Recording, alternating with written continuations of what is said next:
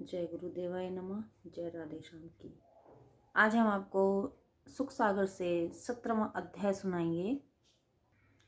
राजा परीक्षित का राजवेशधारी कलयुग को मारने के लिए उद्यत होना, कलयुग का परीक्षित के पैरों पर पड़ना और परीक्षित का क्षमा करना। सूत जी बोले, हे शौनक, जब धर्म और पृथ्वी ऐसी वार्ता कर रहे थे, उसी समय राजसी वेश में एक शूद्र वहां आया।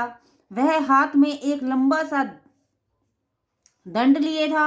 उसने गौ पर जोर से एक डंडा मारा और उस डंडे तथा पैर से भी वह गौ और बैल को बारंबार मारने लगा। तब वह धर्म रूपी एक पांव का बैल दुखी हो भय से मूत्र करता हुआ आगे बढ़ा और पृथ्वी रूपी गौ भी नेत्रों से अश्रुधारा बरसाती हुई शीघ्रता से आगे बढ़ने लगी। इतने में एक स्वर्ण मणित रथ पर बैठे हुए राजा परीक्षित वहां जा पहुंचे। उन्होंने तप कर उस राजा वेशधारी शूद्र से पूछा, मेरे द्वारा संसार की धर्म पूर्वक रक्षा किए जाने पर नरपिशाच मुख प्राणियों को इस प्रकार क्यों मार रहा है? क्या तू समझता है कि अब गोरक्षक श्री कृष्ण और महाबली अर्जुन नहीं है, तो वह अब संसार में दूसरा कोई वीर ही नहीं है। रे दुष्ट, तू मेरे इन तीक्ष्ण बाणों से वध किए जाने के ही योग्य है। हे एक पांव से चलने वाले वृषभ, कहो तुम कौन हो? क्या तुम मुझे कोई संकेत देने के लिए तो नहीं आए हो? और हे चारों चरणों वाली, अपने नेत्रों से अविरल अश्रुपात करने वाली गौ माता, कहो तुम्हें क्या दुख है? मैं तुम्हारे कष्टों को नहीं सहन कर सकता, क्योंकि जिसके राज्य में दुष्ट को दंड ना मिले और दुष्ट सज्जनों को पीड़ित करे, वह उन्मत्त राजा नष्ट हो जाता है। किंतु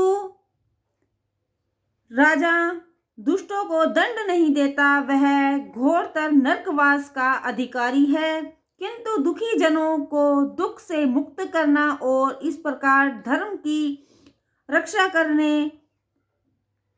करना ही राजा का परम धर्म है। हे वृषभदेव, कहो तुम्हारे शेष 3 पांवों को किसने काट डाला? हाँ, मैं तुम्हारे इस दुख से बड़ा दुखी हूँ। श्री कृष्ण जी की आज्ञा मानने वाले राजा के राज्य में यह दुख असहाय है।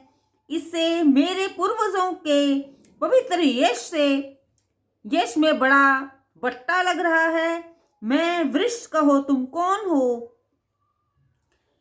जिसने तुम्हें ऐसा कष्ट दिया हो, मैं उसे अवश्य मारूंगा। अपराधी को दंड देते हुए मुझे तनिक भी दुख नहीं होता, क्योंकि उससे तो सज्जनों का कल्याण ही होता है। फिर मेरा कुछ ऐसा स्वभाव भी है कि यदि अपराध करने वाला कोई साक्षात देवता ही क्यों ना हो, परंतु मैं उसे बिना मारे नहीं रहता और पल मात्र में ही मैं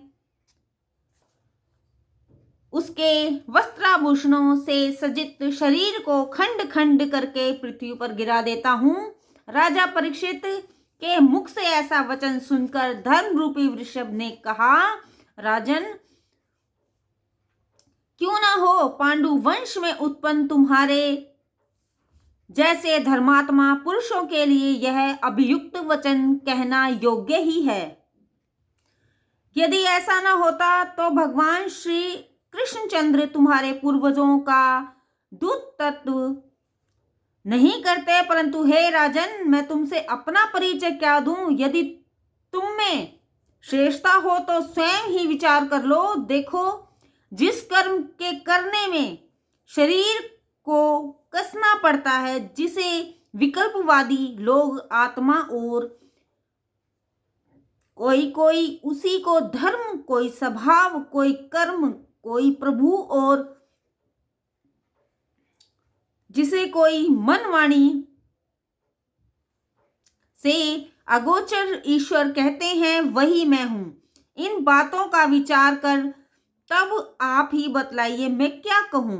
सूत जी कहते हैं कि जब उस एक पांव वाले वृषभ ने उसे कहा, तब राजा परीक्षित ने मौन होकर विचार किया, फिर कहा, हे वृषभ, तुम्हारी बात तो धर्मपूर्ण है, सो कहो, तुम बैल का रूप धारण किए धर्म तो नहीं हो, क्योंकि तप, शौच, दया और क्षमा तुम्हारे 4 चरण कहे गए हैं।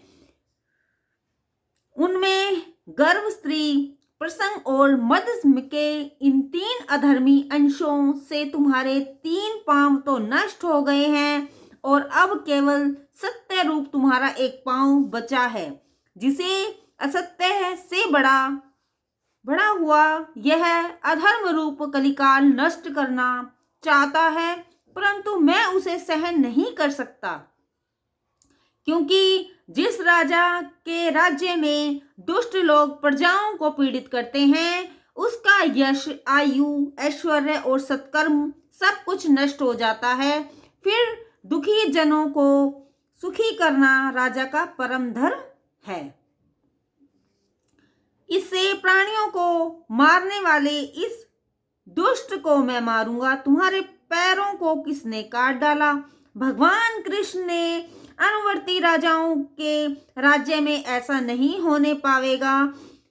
तब धर्म रूप वृषभ ने ऐसा कहकर राजा परीक्षित ने गौ रूप पृथ्वी से कहा, हे गौ माता, तुम्हारे दुख को समझ रहा हूं, कहो तुम इसलिए रो रही हो ना कि अब लोग ब्राह्मणों को न मानेंगे और मत वाले शूद्र राजाओं के ब्याज से मेरा भोग करेंगे, परंतु अब तुम्हें यह जानकर अपना दुख त्याग देना चाहिए कि अब महारथी परीक्षित ने इस पापी कलयुग को मारने के लिए पैनी तलवार को उठा लिया है। हे शौनक, जब राजा परीक्षित ने पृथ्वी से ज्यों ही ऐसा कहा, उसी क्षण परीक्षित को मारने की इच्छा जानकर राज चिन्हों को छोड़कर भय से विकल हो कलयुग राजा के चरणों पर शीर रखकर दंड के समान गिर पड़ा। तब कलयुग को इस प्रकार पैरों पर गिरते देखकर दयालु राजा को दया आ गई और वो बोले, अब तुम भय ना करो, मैं तुम्हें न मारूंगा, परंतु देखो अब तुम मेरे राज्य में के बाहर हो, मैं तुम्हें न मारूंगा, परंतु देखो मेरे राज्य से बाहर ही तुम्हें रहना होगा, अर्थात तुम मेरे राज्य में किसी प्रकार का अधर्म ना फैलाओ, क्योंकि तुम अधर्म के बंधु हो। तुम्हारे कारण से तो लोभ, असत्य, चोरी, दुष्टता, पाप, माया, कलह और पाखंड आदि अधर्म के समूह प्राप्त होते हैं।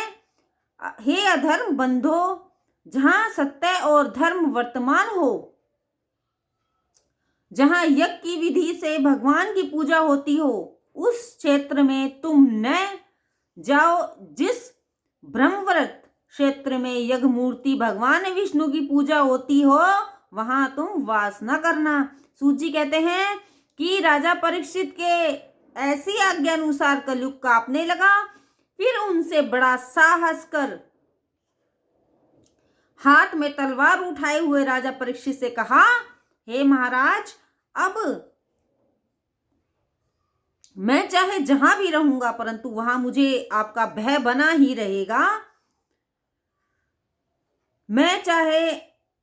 मैं वहां सर्वत्र आपको ही धनुष बाण लिए हुए इसी प्रकार देखूंगा। अतएव हे धर्मात्माओं में श्रेष्ठ, अब आप मुझे वह भी स्थान बतलाए कि जहां मैं जाकर वास कर सकूं। मैं आपसे यह प्रतिज्ञा करता हूं कि जहां भी रहूंगा, आपकी दी हुई आज्ञाओं का पालन करता हुआ उन नियमों को सर्वदा ध्यान में रखूंगा। तब कलयुग के इस प्रकार बहुत कुछ गिड़गिड़ाकर पूछने और प्रार्थना पूर्वक कहने सुनने पर। धर्मात्मा राजा परीक्षित ने कहा, अच्छा देखो, जहां जुआ, मद्यपान, व्यभिचारिणी स्त्रियों और प्राणी मेरे मारे जाते हो, उन्हीं चारों अधर्म के स्थानों में जाकर तुम वहां वास करो। कलयुग ने कहा, महाराज एक और कोई स्थान दीजिए। राजा ने कहा, अच्छा तुम स्वर्ण में भी वास कर सकते हो। फिर तो कलयुग ने राजा को स्वर्ण मुकुट में ही अपना वास स्थान बना लिया। जय गुरुदेवाय नमः। जय राधे श्याम की।